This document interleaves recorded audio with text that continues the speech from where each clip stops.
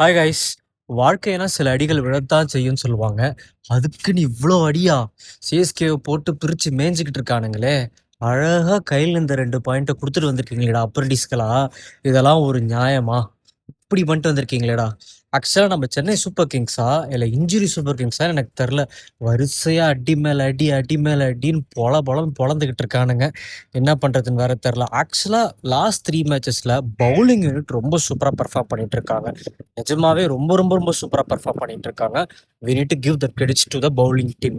But ஆனா batting ஏன் இந்த அளவுக்கு படு மோசமா இருக்குன்றது தெரியவே இல்ல. ருத்தூ!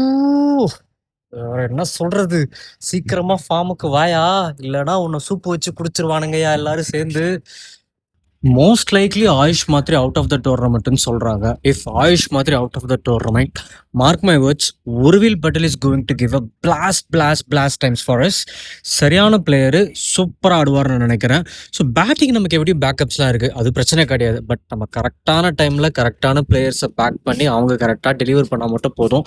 ஹோப்ஃபுல்லி நம்ம எப்படியும் ஸ்டில் கேம்ஸ்ல தான் இருக்கோம். 4 பாயிண்ட் எடுத்து நம்ம மறுபடி பெட்டரா ஆடுவோம். தலைவன் வர வேண்டிய டைம் வந்துருச்சுன்னு நினைக்கிறேன். தோனி வர வேண்டிய டைம் வந்துருச்சுன்னு நினைக்கிறேன். தலைவன் இறங்க போறான். அவனை மேட்ச் எல்லாம் சூடு பிடிக்க போகுது. Hoping for the best. நம்ம எலெக்ஷன் டே அன்னைக்கு மும்பை கூட ஒரு மேட்ச் இருக்கு. பார்க்கலாம் மேட்ச் எப்படி போகுது அப்படின்ட்டுன்னு.